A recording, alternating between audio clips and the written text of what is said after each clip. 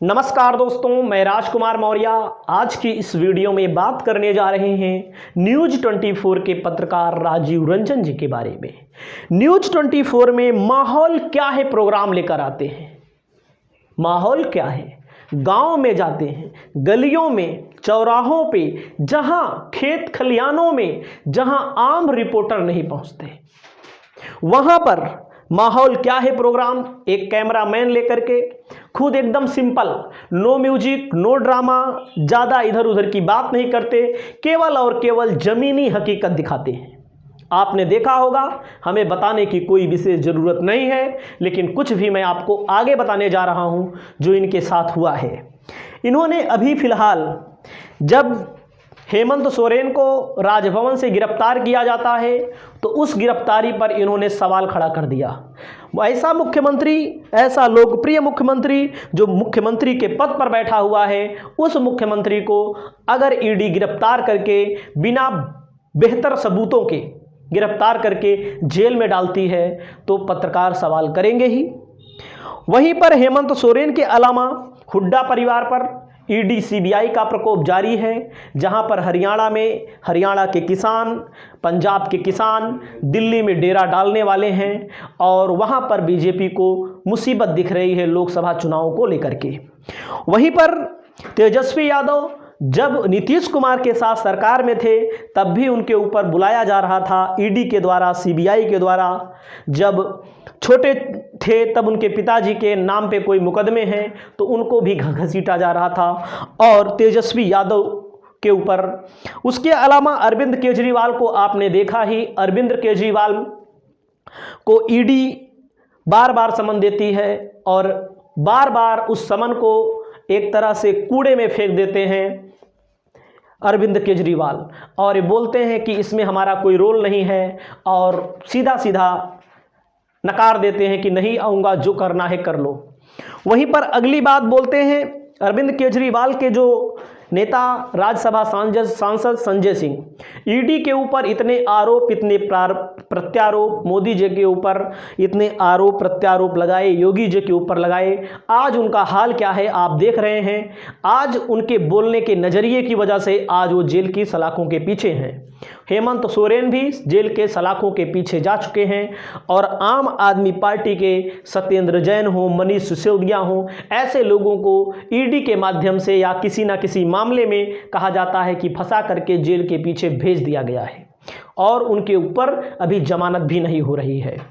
अब मामला अगर देखें तो आप पश्चिम बंगाल में देखा होगा, पश्चिम बंगाल में भी ममता बनर्जी, मतलब कि जो भी विपक्ष में मजबूत है उसको तोड़ दो, उसको फोड़ दो ताकि चुनाव ही ना लड़ पाए।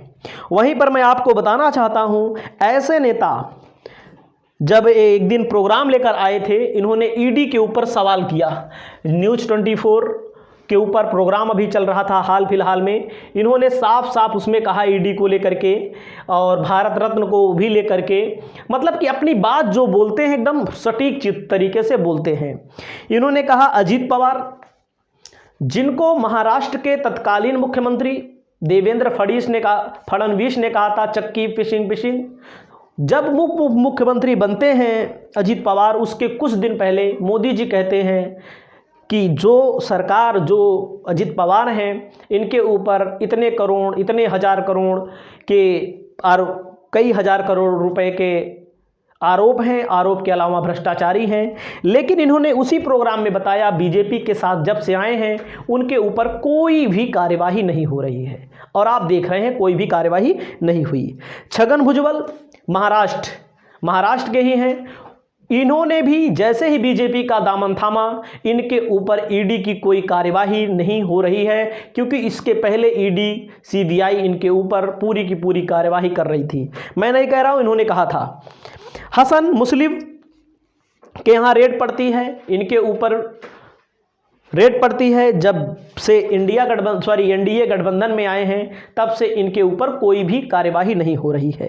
प्रफुल्ल पटेल, हेमंत बिश्व शर्मा जो आसाम के मुख्यमंत्री हैं, उनको आप जानते ही हैं। आसाम के मुख्यमंत्री राहुल गांधी को लेकर के पहले जब वो कांग्रेस के साथ थे तो उनके ऊपर ईडी, सीबीआई तमाम उनके ऊपर भ्रष्टाचार के आरोप अभी भी हैं, लेकिन जब से बीजेपी के मुख्यमंत्री बने हैं उनके ऊपर कोई भी कार्यवाही नहीं हो रही है।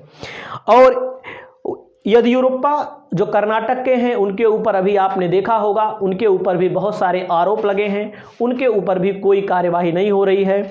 उसके अलावा शुभेंदु अधिकारी जब टीएमसी ममता बनर्जी के साथ थे तो शुभेंदु अधिकारी के ऊपर भी कार्यवाही हो रही थी। शारदा नारदा चिटफंड फनाला धमाका कोई घोटाला था, लेकिन जब से शुभेंदु अधिकारी बीजेपी के दामन में आए हैं कोई भी कार्यवाही इनके ऊपर भी नहीं हो रही है। मुकुल राय जब टीएमसी के साथ थे तो उनके ऊपर भी उनके ऊपर बहुत सारी कार्यवाहियां हो रही थीं,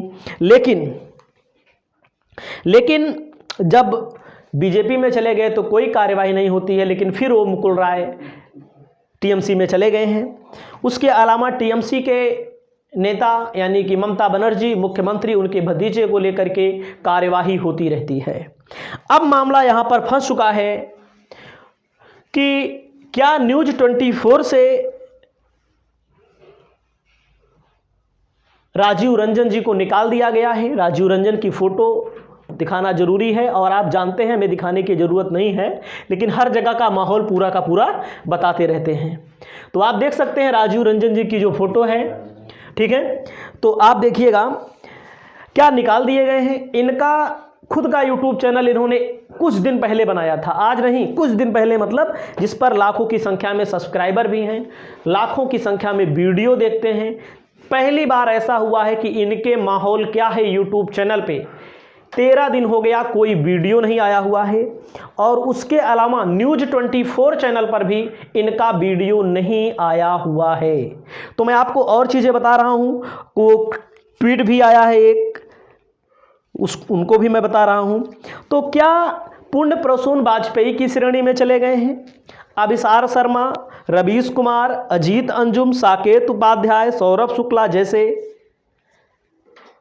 बेहतरीन पत्रकारों की श्रेणी में चले गए हैं, जो सत्ताधीश है, सत्ता में बैठे हुए लोग हैं, उनसे जो सवाल पूछे आज के 5-7 सालों के अंदर बड़े बड़े पत्रकार, पुण्य प्रसून वाजपेयी जैसे पत्रकार, अजीत अंजुम जैसे पत्रकार, रवीश कुमार जैसे पत्रकार, अभिसार शर्मा जैसे पत्रकारों को टीवी से किसी ना किसी दबाव में या तो इस्तीफा ले लिया गया है या तो निकाल दिया गया, और वो आज अपने यूट्यूब चैनल के मंच के माध्यम से, फेसबुक के माध्यम से अपनी आवाज़ को बुलंद करते हैं और उनकी आवाज़ को लाखों लोग, करोड़ों लोग देखा करते हैं। मेन स्ट्रीम मीडिया से ज़्यादा यूट्यूब पर लोग देखते हैं, उन्हीं को नहीं जो सच बात करता है। जैसे अभी आपने देखा होगा एनडीटीवी में जब इस्तीफा दिया रवीश कुमार ने इस्तीफा दिया तो अपना यूट्यूब चैनल बनाया, लेकिन उनके बाद साकेत उपाध्याय आते हैं, सौरभ शुक्ला आते थे, इन लोगों ने भी इस्तीफा दे दिया, द रेड माइक नाम से अपना यूट्यूब चैनल बनाया। अभिसार शर्मा ने न्यूज़ क्लिक पर काम किया, इनके ऊपर भी तमाम आरोप लगते रहते हैं। HW न्यूज़ में इन्होंने काम किया, इनका खुद का यूट्यूब चैनल है। पुण्य प्रसून वाजपेयी का खुद का यूट्यूब चैनल है, अजीत अंजुम का खुद का यूट्यूब चैनल है। क्या उसी श्रेणी में आ चुके हैं? तो अभी फिलहाल मैं आपको बता दूं कोई भी आधिकारिक ऐलान नहीं हुआ है, लेकिन ऐसा लगभग फाइनल हो चुका है, लगभग मान लीजिए फाइनल हो चुका है कि न्यूज 24 में काम नहीं करेंगे। और एक तरह से हमारे देश में पत्रकारों के ऊपर ऐसा व्यवहार अगर किया जा रहा है, अगर पत्रकार मेन स्ट्रीम मीडिया छोड़ रहे हैं तो एक दुखद बात है। तो मैं आपको आगे बताता हूं। आप देख सकते हैं ट्रिपल आर्मी की तरफ से ट्वीट किया गया है, पत्रकार राजीव रंजन को सच दिखाने का इनाम मिल गया। यानी कि ऐसा लग रहा है कि राजीव रंजन की सेवा हो सकती है समाप्त हो जाए। इनके अनुसार ही नहीं, कुछ फैक्ट आपको दिख ही रहे होंगे कि इनका वीडियो नहीं आ रहा है और अपनी वीडियो को दिखाने के दौरान अच्छी बातें करते हैं और लोगों को एकदम बेसिक बातें करते हैं। तो न्यूज़ 24 में अब राजीव रंजन शायद नहीं रहेंगे, अगर होंगे तो बात अलग है, लेकिन जहाँ तक संभावना ये है कि जो ज़्यादातर न्यूज़ है, न्यूज़ के अलावा इनाम मिल गया है, क्वेश्चन मार्क है, क्योंकि भाई अभी तक आधिकारिक तौर पर इन्होंने कुछ ऐलान नहीं किया है, कोई इनकी तरफ से व्यक्तिगत ट्वीट नहीं आया है। तो आप समझ सकते हैं न्यूज़ 24 को इनाम मिल चुका है। न्यूज़ 24 को ही नहीं, वहीं पर राजीव रंजन जी को इनाम मिल चुका है, यानी कि संभावना ज़्यादातर ये है हमारी तरफ से भी कि इनको निकाल दिया गया है। और देखते हैं अगला ठिकाना क्या होता है। वीडियो में बने रहिए। नमस्कार, जय।